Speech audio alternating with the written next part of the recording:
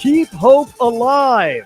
That is exactly what the Dolphins did today with a victory over the Las Vegas Raiders, 34-19. Also, keep that offense rolling since Tua Tagovailoa has returned. They've been a pretty solid offense, 27-27. And then, of course, last week, they gave you a nice little 23 points on a Monday Night Football game. Then they gave you 34 today against the Raiders. This team, lack of a better term, better late than never, seems to be rounding into shape, getting a little more healthy, kind of finding their identity. I am right now joined by Alejandro Solana from Gameday Uncensored pregame. Also, the Hawk and Crowder show, also a bevy of other places. You said it in the pregame show, Solana. This isn't the greatest show on surf anymore. This is a team with a new identity, a new season, a new year that maybe you're going to have to grind it out a little bit more. Yeah, and it looked that way for a little bit. But, hey, you just talked about the point totals for Miami. Not only is this their first back-to-back victories of the season, which is great news. You need a win streak. You need a couple more win streaks this year, Dan.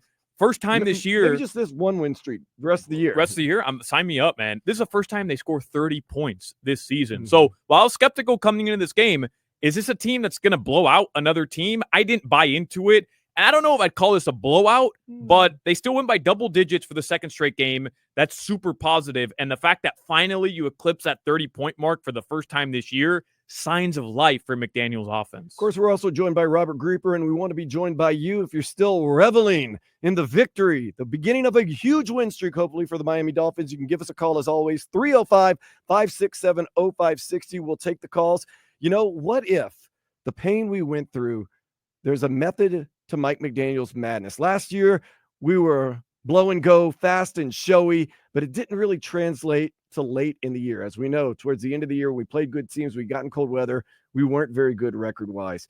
Maybe if this year the team is built a way that is more conducive to victories at the end of the season, more defense that likes. What did Mike McDaniel say at halftime? We have not respect for the end zone, but he had said something about the end zone. Like we take the end zone authoritatively, very seriously, and maybe a little more ground and pound, a little more running that late in the season.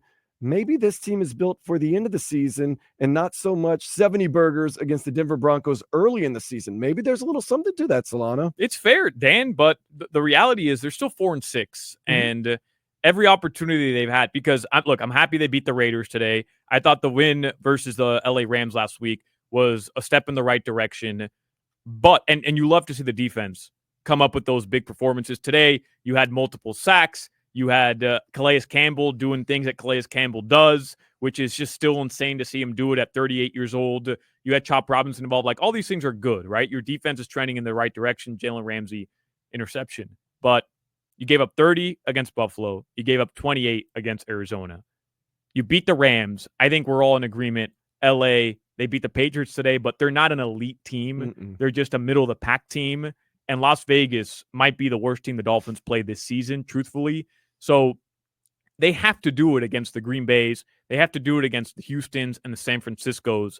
Those are the three games that are going to test this Dolphins defense. So far this year, when they face elite teams, look at the only elite teams Miami has played, Buffalo and Buffalo. And then you could argue Arizona. I don't know if I'd call them elite, but offensively, they're close. They're better. They put up points against Miami. So I'm happy that right now the defense is coming around. Obviously, we just talked about the offense, but do it against the good teams. That's the difference between last year's team and this year's team. Can you execute against the elite teams in December and January? And that's what a lot of people have been telling me as I've been out and about and going places and talking to Dolphins fans all around. They tell me this. They go, yeah, but we haven't beat anybody good. And what I say is, if the defense played like they did last week and the defense played like they did this week, you're going to be in every single game. And if the offense starts coming around, and it is showing signs, I told you the numbers, 27, 23, 34, first time over 34 points this year, you're giving yourself a chance no matter who you're playing. Main thing is that defense. And once again, the offense, you know it's going to get its points. It seems to finally be figuring out its identity. But to me, the key to this team, it was really the defense. Yeah, I mean, that's what it was supposed to be, by the way. Even last year, greatest show on surf, but the Dolphins defense last year, Jalen Ramsey on one side, Xavier Howard on the other, Pro Bowl safety and Javon Holland. They had Deshaun Elliott. I know nobody's very happy with him right now. I realize that. But like last year, you brought in Vic Fangio, highest paid defensive coordinator in the NFL. as great as the Dolphins offense was, you were still supposed to be a team that got major contributions week by week from your defense. Unfortunately, the injuries to Jalen Phillips and Bradley Chubb derailed that, but I still thought the defense kept them in a bunch of games last year outside of that Baltimore game against Buffalo. I mean, you had a 2-score lead, and even against Kansas City, 23 points in a playoff game against Kansas City, like, you'll take that, honestly, especially with the high-powered offense Miami has. You were hoping for more of the same this year. I know you lost Christian Wilkins, but look how good Calais Campbell has been. Right. Kendall Fuller, probably at this stage of his career, better than Xavier Howard. So, I mean, we weren't expecting a major drop-off defensively. There were some holes. JP and Bradley Chubb, again, not playing is huge, unfortunately. But I think Chop Robinson has been growing and continues to be really good. Sealer and Calais Campbell might be just as good as C. Wilk and Sealer were last year. Like, there's a lot of positives on that side of the ball, but they haven't been able to get to the quarterback. They haven't been able to force turnovers. That's changed over the last 2 games. And we want to give the flowers to the defense, but at the same time, towards the end of the game, we were watching, and Brock Bowers, number one, is a superstar already in this league as a rookie coming out of the University of Georgia. And Robert Grieper and I were watching together. And Grieper, what did you ask me about Brock Bowers? What did you ask me about the Miami Dolphins defense? Why don't they have Javon Holland or Jalen Ramsey shadowing him at all times? Because he was killing them. He was a one-man wrecking crew out there, and they had no answers for him for a while there. He got over 100 yards today. You can't have that. You just can't. As you remember against the Cardinals, same thing. Trey McBride did the exact same thing, going up and down the field on them. And that's the other thing I was going to say. Last year, we roasted Vic Fangio in that Bills game. Why is Xavier Howard not going over there? The question is today with Brock Bowers, what's going on here? And at what point does Jalen Ramsey say, you know what, I got this? Or Javon Holland, our guy, I got this? Was it a point of maybe them being like, man, that guy's good? But we roasted Fangio today, no one really stepped up against Brock Bowers. Maybe it's the scheme. Maybe he's that good. But at some point, why doesn't one of those guys say, I'll take this? Yeah, I think that's fair. By the way, Brock Bowers today set the rookie tight end record in a single game in NFL history with catches. 13 catches today from Bowers. The thing is that most of his stuff was coming underneath. It was. So with Gardner Minshew today, he had absolutely no intention of throwing the ball deep, right? So there was just no deep threat the entire game, and it was just Bowers over the middle, over on the edges, just eating. And I think it's easy to say, hey, put Jalen Ramsey on him, let him shadow him. Hey, put Javon Holland. And I'm with you, by the way. Like, it's the only guy that's doing anything for them. Take him out of it. But if you take Jalen Ramsey off of one of their wide receivers, now does that deep threat come into play? Does Gardner Minshew has nothing to lose? Does he, maybe take a gamble and now you get beat over the top? So again, you gave up 19 points. That's not terrible. No, it's fine. Probably a little bit too much against this Raiders team. I think just Brock Bowers is really good. Hey, Brock Bowers was the best tight end in the game, but hey, the second best tight end in the game today was pretty darn good himself. Jonnu Smith has really, really come on strong ever since Tua's come back, like most guys. Yeah, and pause up, by the way. Oh, let's go. Creeper, right? Pause up. But how about Jonnu Smith package just absolutely being a joke for the first 4 weeks? It was. It's starting now. It's actually starting to look the way it was supposed to look. The second touchdown, I mean, that was just some of the worst defense you'll ever see, because Jonnu Smith was wide open down the field, and Tua just had to. I mean, Gameday, you could have made that throw. Okay. Literally, you could have made that throw. He was wide open down the field. I want to give credit to Tua right there, because yes, he was wide open, but one of the reasons why Jonnu was so wide open, Tua extending the play, not being afraid, not saying I'm two-touch Tua where 1-2 tap throw. He ran around a lot today, extending some plays, and it actually made a difference. And the broadcast, Ross Tucker, I love him. All right, great radio guest. But this Ross Tucker talking about anytime Tua extends the play, it's bad news for the Miami Dolphins. And I know people don't want him to extend the play. This Antonio Pierce had Tua Tagovailoa retiring. He said he should retire. And guess what? Tua took it to him today. No wonder he wanted Tua Tagovailoa to retire. But today, Dan, you're so right. Got out of the pocket multiple times and made really good decisions, not on the first or second read, but the third or fourth. specifically on that touchdown. He really has started to extend more plays. And although I am going to be like every Dolphins fan, holding my breath just a little bit, it was okay. Some of those plays actually were beneficial when he extended the play. And that Jonnu Smith play, yes, he was always wide open, but it allowed him to get into a lot more space, a lot more open, because Tua extended the play and didn't just go to his first read. He went second, third read, boom, that's it. Game over, dagger, 2-game win streak. But it's been coming with Jonnu, right? Because even Tobin and I talked about it during the pregame show, Dan, where you've been seeing this momentum with Jonnu Smith. He's been more involved. It even goes, it predates Tua returning with, some of the backup quarterbacks whom shall not be named right now. I don't want to think about that era, but Jonnu Smith finding ways to be involved in the offense. He had the touchdown in Indianapolis as well. So, it's just good stuff by Miami, because you didn't know how River Craycraft was going to look when he came back. OBJ, a little bit more active. I'll give him a break here over the last 2 games, but you really don't think he's going to have a breakout game this season.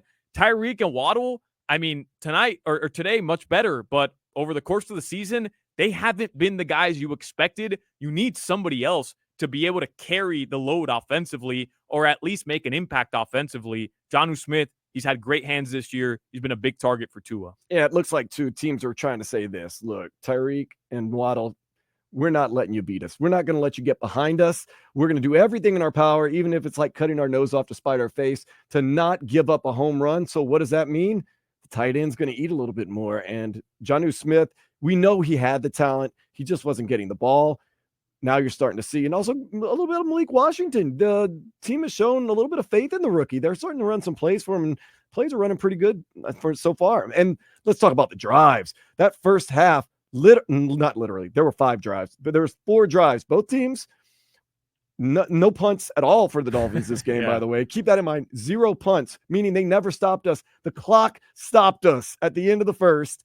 Bad 2-minute drill, by the way, once again. Again by McDaniel, man. What drives me nuts. What are you calling, man? Drives me nuts. And I hate to be like the guy with the potato chips. I'm playing Madden. I know what plays you need to run, and you got the personnel. But literally, the only thing that stopped the Dolphins from scoring today is the clock. Literally. 2 things, though. All right, we can be the guys on our couch, like Tua said, eating potato chips, and we can sound like that. But there's 2 things that are factual about this team that are criticisms. 2 things, all right? Tua Tagovailoa has a fumbling issue, because he did it again today in the first half on the first drive. And I know he called himself a shortstop. And Tua, fine, I'll eat potato chips on my couch, and maybe it's not as easy there, but you have a fumbling issue, dude. I don't know what else to tell you. All right, figure it out. And second, Mike McDaniel, his clock awareness, specifically at the end of a half, not at the end of the game, specifically at the end of a half, is Mario Cristobal-esque. It is so frustrating how bad he is with timeouts, length of the field to go, 50 yards to go, whatever it is, at the end of the first half. He just can't figure it out, Dan. It's so frustrating to watch. He can't figure it out. And the thing is, he called the timeouts when the Raiders had the ball, meaning that, let's try to put together a late drive at the end. And then that's what he had in mind? Little short 8-yard routes in almost the middle of the field absolutely blew my mind. But what's more, honestly, and I mean this in all honesty, what's more sexy? The Dolphins team of last year, where I can't see this drive being more than 1 play, or the one we saw today where 12 plus plays, 6, 7, 8-minute long drives, scoring touchdowns. That's nice. Going back to your point earlier on, where you're making the argument, I don't know, Dan, I don't know if I believe you 100% or I'm with you 100%, but you're making the argument that this team is, I guess, built differently than last year. They're more built to go win close games down the stretch against better teams. And again, I still got to see more, all right? I'm not 100% with you, but the fact that they can go on these methodical drives, the fact that they're more balanced offensively, they have Jonnu Smith today, 6 receptions, 100 yards. I know it's inflated by the big reception, but still, it's inflated by the big reception. 4 receptions for Devon Achane. Even Julian Hill got 3 targets today, 2 receptions. OBJ, so many different players today catching a pass. Smythe, Jalen Wright, Malik Washington, OBJ, literally 9 guys catching passes today. A more balanced offensive approach with Achane running the football. That is more conducive to going into January, into December, beating good teams than last year Tyreek Hill 80-yard bombs. I love that. It's way more fun. He's got Hill. is way more fun, but what's more conducive to a winning football team in late game situations? Saw it today with Josh Allen beating the Kansas City Chiefs. They run the ball, they take it down your throat, and they'll put together a 6-7 minute drive to go win a football game. Miami's been lacking that for a long time. And they've got it right now. Would you believe me if I told you Devon Achane had 17 carries, 73 yards, and a touchdown? I would. See, I would thought 40, 50, 60 yards, not 73. That's how they're killing you. They're killing you softly. Yeah, well, I would believe you because Raheem Mostert has been frozen out of the offense. I mean, Mike McDaniel, he's going to rip a vape on the sideline before he gives Raheem Mostert the ball again in the backfield. I mean, he doesn't trust his guy at all anymore, man. That's crazy. It's crazy. Well, he cost the Dolphins 2 games. He cost the Dolphins and Alec Ingold too. He cost them 2 games. So he's in the doghouse for at least a couple more weeks. I guess so, Dan. But Tyreek Hill also starting to come along a little bit. 7 receptions, 61 yards, a touchdown. Starting to kind of figure it all out. Like I said, it's not the big, sexy plays, but you said it in the pregame, and it really rang a bell in my head that this is a different team. This is not last year's team. This is the 2024, hopefully deep 2025 Dolphins team that doesn't just run up and down the field, score. They still do that little flip play, which one day it's going to bite them in the butt. But that's the team they are. And didn't they talk about it all preseason? We got to be dogs. We got to be nastier. We got to be mean. And it's looking like that's kind of the way they are built this year. Yeah, again, I'm here for the hype train. All right, I am because Dan, the reality is, had they lost the game on Monday Night Football, I mean, today would have been meaningless. Like we would be doing these post game shows begrudgingly. The Dolphins are giving you hope. Is it going to bite us in the ass in a couple weeks? Probably, right? They're setting us up to be disappointed as they always do. But Dan, I'm with you here. I'll ride with you on this hype train. I'll jump aboard first class ticket. I'm down that today they scored 34 points. I'm down that they're getting Tyreek Hill the ball more. It's fun right now. They are a different team from last year. Doesn't mean it's not going to be fun, though. Today was fun. They did it against the Raiders, though. That's all I'm saying. Let's pump the brakes a little bit because next week they'll probably do it against New England as well. They get to 5-6. That's excellent. Can they do it on the road, prime time, the whole nation watching at Lambeau Field? That's the big test right there. If they do it there, and they're 6-6 with, what would that be, 5 games remaining? Winnable 5 games. Winnable 5 games. Then, all right, I'll let you tug on the caboose or whatever, and I'll be all in on this team. That's the real test. The formula last year, they saw possibly maybe it doesn't work right. Let's try a different formula. That's what gives you hope. But we're going to take it 1 week at a time. I'm not getting too far ahead, like you said. Yeah, you beat the Rams on the West Coast, Monday night game. The Rams, the Raiders, we know they're not a great team. They're going through a lot. They are going through new offensive coordinators. They fired a bunch of stuff. Gardner Minshew, let's be honest, his whole game plan, just in his head, this is what you heard. Don't lose, don't lose, don't lose, don't lose, don't throw an interception, don't fumble, don't turn the ball over, don't lose, don't lose, don't lose, don't lose, don't be the reason you lose, don't be the that was that. But nonetheless, New England, let's go onward and upward. The offense seems to be coming around. Big part of it is Tua Tagovailoa. The defense has been great all year, especially with Zach Sealer, and we will figure this thing out. Very excited. And up next, we're going to get into all the stats. Solana, thank you so much for hanging around a little bit. We wanted to utilize you pre and post game, and also you were doing the heat. You're a man for all seasons here at the radio station. For Dan Day, absolutely anything. And I got to do a segment with Greeper. I have not done a segment with Greeper. I'm not even kidding, since like 2017, maybe. It's been that long. Almost a decade, probably. Yeah. So I'm a big fan of Greeper. I'm a huge fan of Dan Day. Anything for you guys. Thank you.